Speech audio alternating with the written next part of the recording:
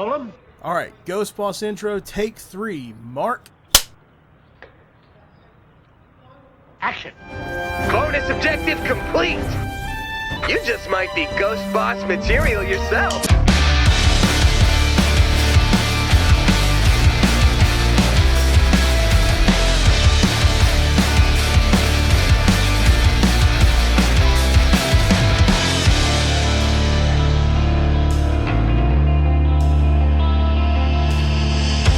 What's going on, my geeks? Welcome back to Home Base Trinity, where today I've got another Ghost Boss review video for you. In this video, I'm objecting... Objection, hearsay. Wait, you asked the question. Okay.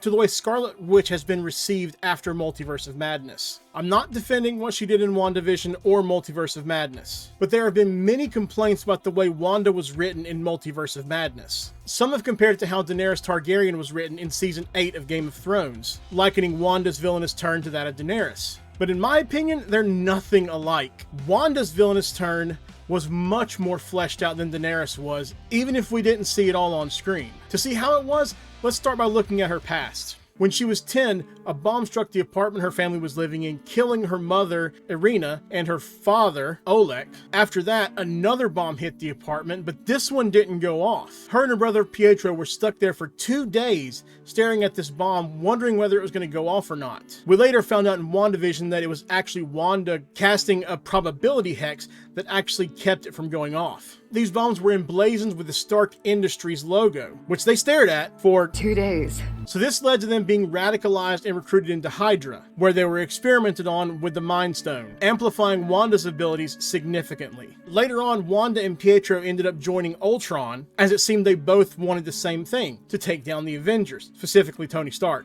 Unfortunately, Wanda was unable to read Ultron's thoughts until Ultron began to create the body that would become Vision, because that body had an actual brain. And Wanda realized Ultron actually meant to destroy the world. So her and Pietro left, and they ended up helping the Avengers take that body from Ultron. And that body, as we know, became Vision. In the ensuing fight to take out Ultron, her and her brother actually realized that the Avengers and Tony Stark are really not so bad after all. This is S.H.I.E.L.D.? This is what S.H.I.E.L.D.'s supposed to be. This is not so bad. Later on, unfortunately, Pietro ends up dying trying to save Clint from being shot by Ultron, and Wanda immediately breaks down, feeling it in her bones even though she wasn't there to see it personally. And then there was this explosion of power that basically vaporized every single Ultron bot around her. So now she's lost her parents and her brother. Now she's with the Avengers, but all she wants is to see Pietro again. We see this in the big flashback sequence in WandaVision. But what is grief, if not love persevering? Where the spark of Wanda and Vision's relationship actually began. Shortly after, on a mission with the Avengers in Lagos, trying to protect Steve from a grenade, Wanda uses her abilities to move the grenade away from Steve, only for it to accidentally explode next to a building, killing several people inside, which was the final straw that led to the Sokovia Accords. After the events of Civil War, as they all start to begin to figure out how to stop Thanos, Vision tells Wanda she has to destroy the stone to keep Thanos from getting it, because she's the only one that can. But Wanda and Steve both refuse because it would end up killing Vision. They instead decide to try to safely remove the stone with the help of the Wakandans. But when Thanos gets to Wakanda, and it becomes obvious that they are not going to be able to defeat him, Vision again begs Wanda to destroy the stone. She initially refuses, but eventually realizes she has to go through with it, holding back Thanos as she does. So she kills the love of her life, only to have Thanos use the Time Stone to bring him right back, just to rip the stone out of Vision's head himself. Meaning Wanda had to see Vision being brought back to life and killed again right in front of her, right before dusting away for 5 years when Thanos snapped away half of all life. After Hulk brings her back, we see her power level has raised yet again in one of my favorite moments ever in the MCU. You took everything from me. I don't even know who you are. You will. When Wanda almost single-handedly defeats Thanos, and she would have done if Thanos hadn't initiated a blitz from his ship. Sometime after the battle, she goes to retrieve Vision's body from S.W.O.R.D, only to find that it's dismembered. One final blow to show her that Vision is truly gone. She leaves S.W.O.R.D headquarters and travels to a place in Westview, New Jersey, where Vision has bought a plot of land for them to grow old in. And when she sees that, that's the final straw. She breaks down in grief and accidentally creates a house on that plot of land. and then creates this massive hex around the entire town in an unconscious attempt to find her perfect life, which ends up being based on the sitcoms that were her safe place growing up.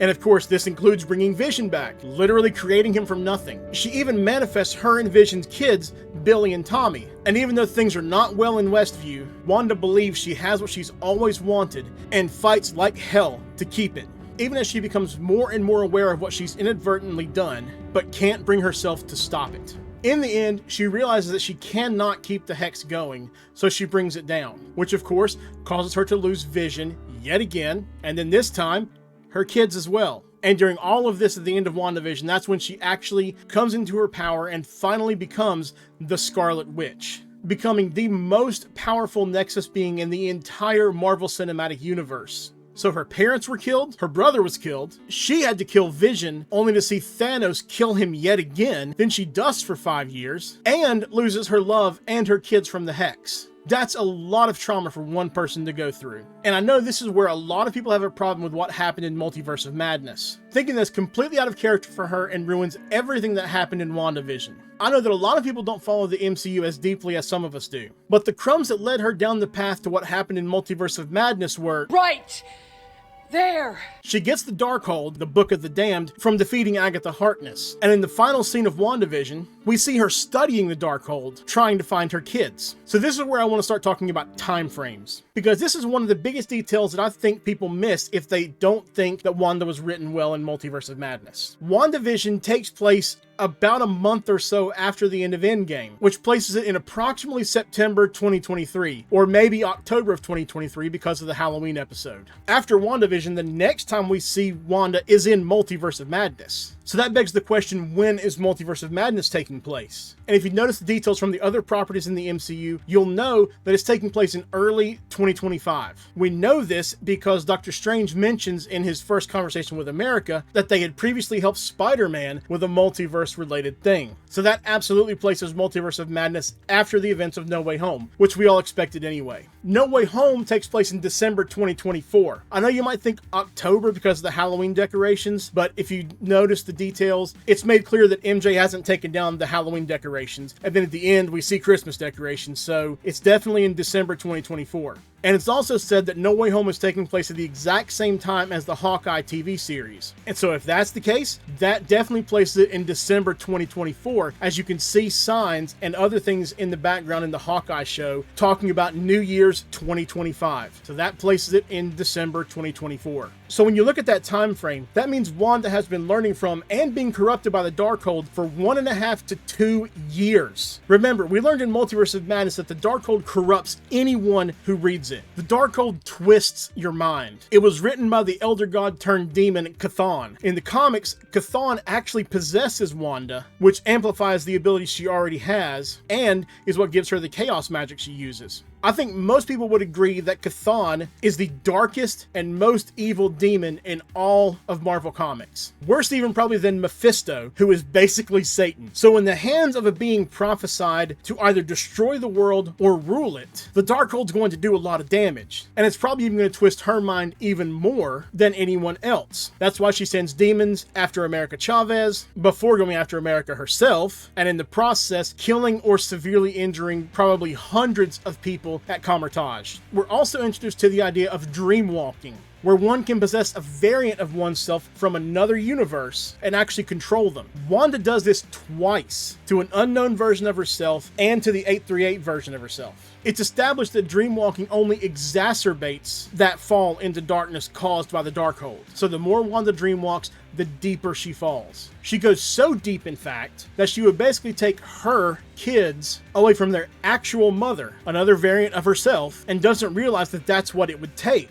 Wong even confronts her about that, and she doesn't seem to care, because she's that corrupted by the Darkhold. It's only when America gives Wanda what she wants that the Darkhold starts to lose its hold on her. Wanda sees how scared the 838 Billy and Tommy are when they run away from her and hide. She even lashes out at them for it, before calming herself down and trying to calm them down. That's when Wanda herself begins to surface, and realizing what she's done, she collapses in grief. It's only when 838 Wanda approaches her, touches her cheek, and says, "Know that they'll be loved," that the spell of the Darkhold is completely broken. Her love as a mother, even if her Billy and Tommy were only created by her chaos magic, brought Wanda back to her senses. And that's why she destroys the Darkhold Temple at Wundagore Mountain and the Darkhold in every other universe in the multiverse, and seemingly takes herself down with it. I still maintain that she's not gone though. Keep in mind that there was some poof of chaos magic during the collapse, so that means Wanda could easily have escaped. On top of that, Elizabeth Olsen herself signed a 7-year contract extension back in March to continue playing Wanda Maximoff, so she'll definitely be back.